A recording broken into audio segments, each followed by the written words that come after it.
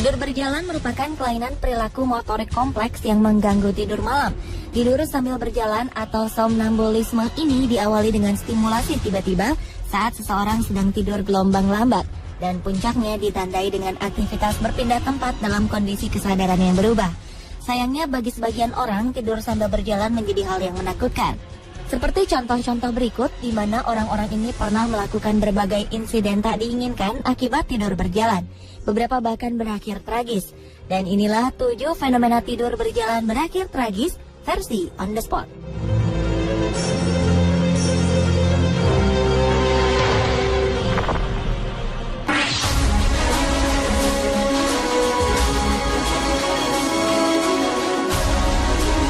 Kasus tidur berjalan pertama paling terkenal menimpa Kenneth Parks. Masalah pria asal dari Kanada ini berawal ketika usianya beranjak 20 tahun. Kenneth menderita insomnia setelah ia kehilangan pekerjaan dan mempunyai hutang. Kisah sedihnya ini ternyata memicu kisah tidur berjalannya. Pada 23 Mei 1987, Kenneth Parks tiba-tiba tidur sambil berjalan. Mengherankannya, pria ini bahkan dapat menyetir sejauh 23 km ke rumah mertuanya. Saat itu, Kenneth Parks membunuh ayah mertuanya dan juga melukai ibu mertuanya dalam keadaan tidak sadar. Tragisnya, kisah ini membuat Kenneth merasa sangat bersalah ketika tersadar dan langsung menyerahkan dirinya ke kantor polisi. Setahun kemudian, Kenneth dinyatakan tak bersalah dan ia dibebaskan dari hukuman karena terbukti melakukan tindakan itu di bawah alam sadarnya. Setelah kejadian tragisnya ini, hubungannya dengan sang istri dan ibu mertua tetap terjaga dengan baik.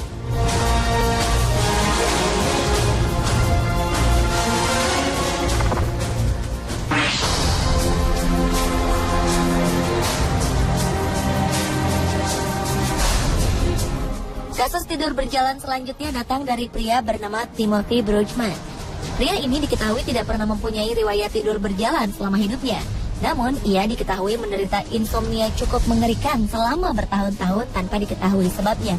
Oleh karena itu, Timothy memeriksakan keadaan insomnianya ini ke dokter.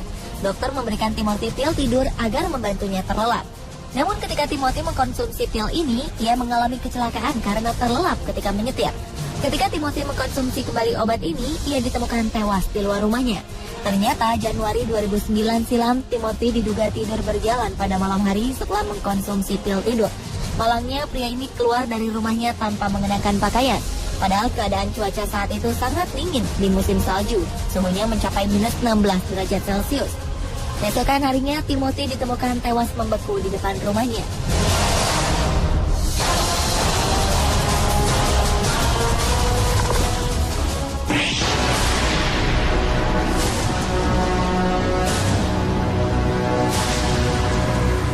Perempuan asal dari Cheshire, Inggris ini harus merelakan badannya menjadi melar di bawah alam sadarnya.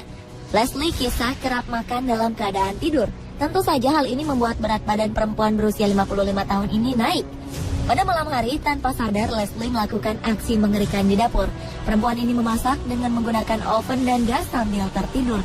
Tak hanya memasak, tiap malam Leslie juga mengkonsumsi lebih dari 2.500 kalori. Hal ini membuat Leslie Kesak akhirnya berkonsultasi kepada dokter karena berat badannya naik drastis tanpa ia sadari. Ketika diteliti, ternyata tak hanya bahan makanan saja yang ia konsumsi. Pada saat tidur berjalan, Leslie terkadang memakan sesuatu yang bukan untuk dikonsumsi. Pelembab badan adalah salah satu contohnya. Bahan berbahaya lain seperti cat dan deterjen juga dikonsumsi oleh perempuan ini. Untuk mengatasi masalah ini, Leslie menjalani terapi. Alarm disiapkan untuk membangunkannya jika ia membuka pintu.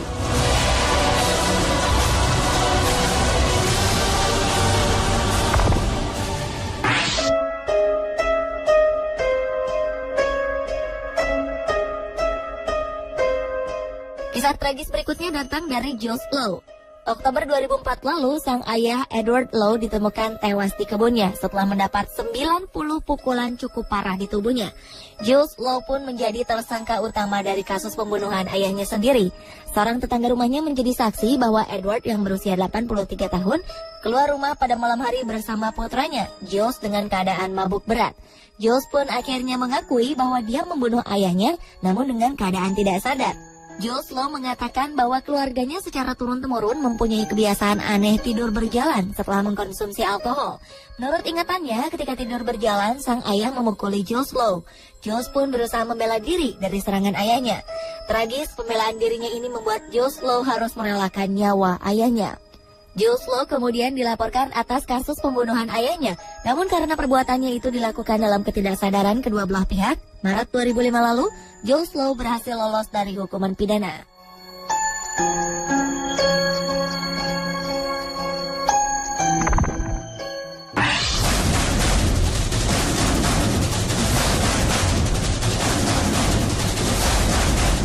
Selama bertahun-tahun, James Torrance telah terbiasa dengan kebiasaan anehnya tidur sambil berjalan.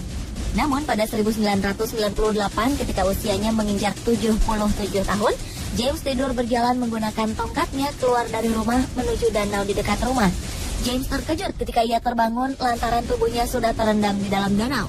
Tak hanya itu, James juga dikelilingi oleh buaya di dalam danau. James berusaha untuk tetap tenang dan mencoba meminta bantuan dengan cara berteriak meminta pertolongan. Syukurnya, tongkat yang ia bawa pada saat tidur berjalan ternyata bermanfaat untuk menjaganya dari terkaman buaya-buaya di sekitarnya. Tak lama kemudian, salah satu tetangga James menyadari teriakannya dan segera menghubungi polisi setempat. Polisi pun segera datang untuk menyelamatkan James dan mengusir buaya-buaya itu dengan lampu senter. James pun selamat dan hanya mengalami beberapa luka kecil pada saat ia memasuki danau.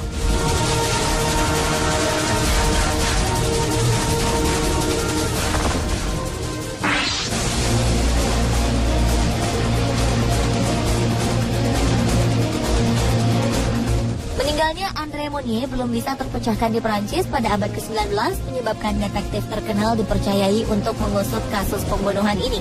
Detektif Robert Ledru diminta datang untuk memecahkan kasus ini. Namun setelah melakukan penelitian, alangkah terkejutnya sang detektif ketika ia menyadari bahwa pelaku pembunuhan telah menembakkan peluru ke jari kakinya.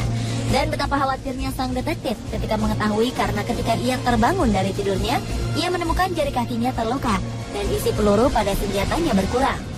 Mengetahui dan bukti fakta dari kasus ini, akhirnya ia menyerahkan diri kepada polisi. Namun, karena polisi mengetahui kasus pembunuhan ini terjadi di bawah alam sadar sang detektif, Ledru pun tidak ditahan. Ia hanya diasingkan keluar kota. Detektif Ledru pindah bersama penjaga dan perawat, karena masyarakat menganggapnya tak aman jika ia terus berada di dalam kota.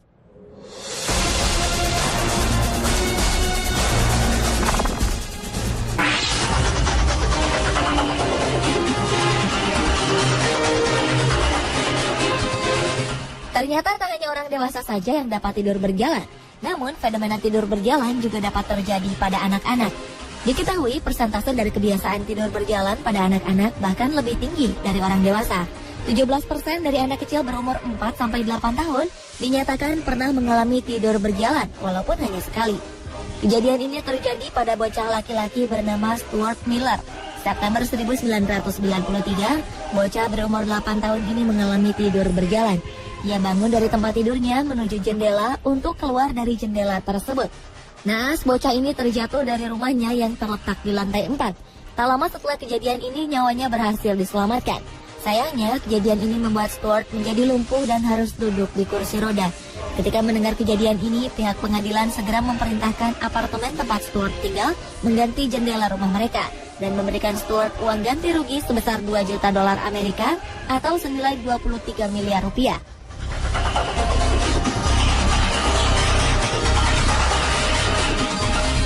Pemirsa, inilah ketujuh fenomena tidur berjalan berakhir tragis versi On The Spot.